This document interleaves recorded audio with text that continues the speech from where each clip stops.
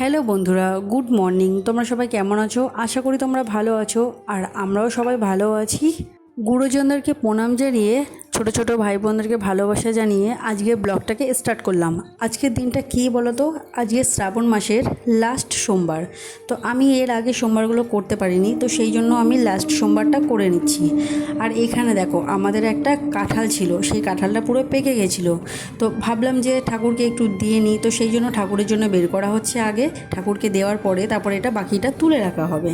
আর কাঁঠালটা বেশ অনেকটাই বড় ছিল, প্রচুর পরিমাণে কাঁঠালের কোয়া পেয়েছি।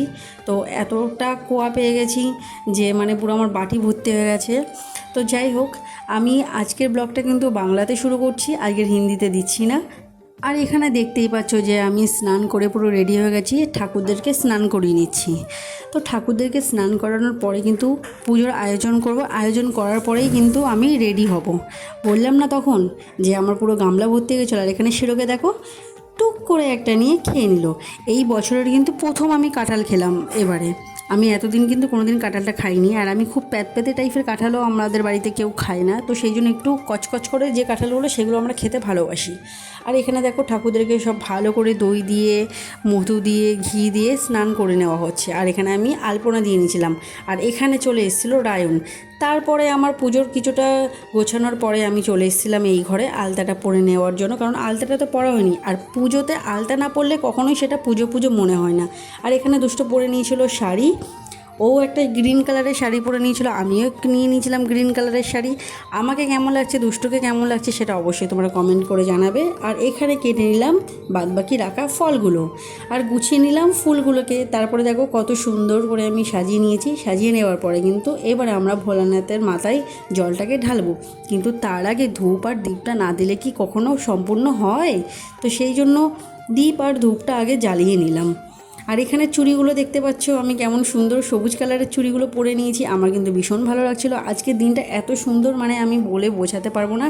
জানি ব্লগটা আমার দিতে একটু লেট হয়ে গেল, কিন্তু প্লিজ কিছু মনে করো না তোমরা।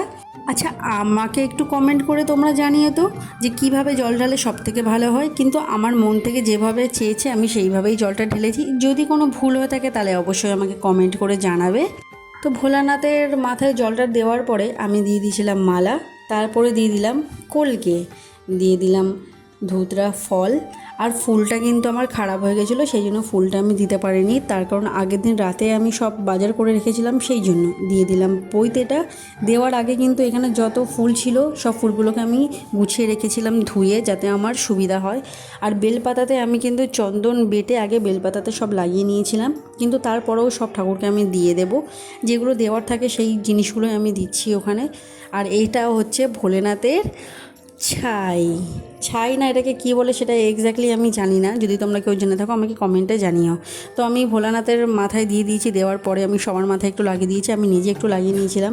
নেওয়ার পরে এখানে দেখো ফলগুলোর মধ্যে একটু তুলসী পাতা দিয়ে নিলাম।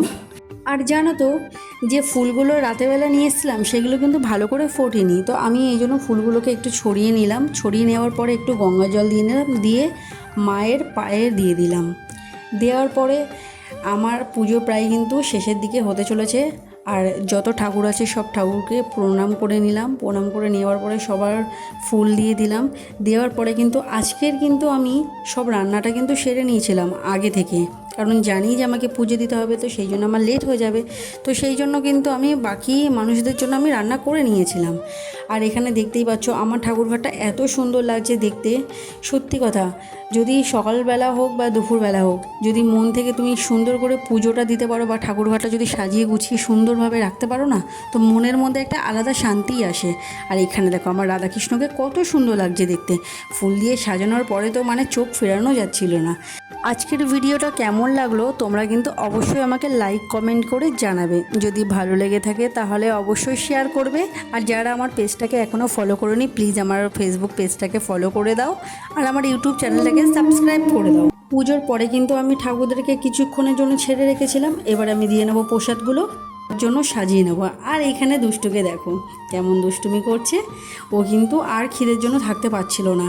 তো আমি বললাম সবাইকে প্রসাদটা দিয়ে আসার পরে তুমি খেয়ে নাও। তো এখানে দেখো আমি প্রসাদের প্লেটটাকে সাজিয়ে নিয়েছিলাম, এবারে যাবে ওরা দিতে। দেওয়ার পরে কিন্তু আমি খেয়ে নিলাম একটু ফল প্রসাদ, এটাতেই আমার উপোসটা ভাঙা হলো। পুজো শেষ করে উঠতে কিন্তু বেশ আমার সন্ধ্যা হয়ে গেছিলো। তো তোমরা সবাই ভালো থেকো, গুড নাইট, দেখা হচ্ছে পরের কোনো ভিডিওতে।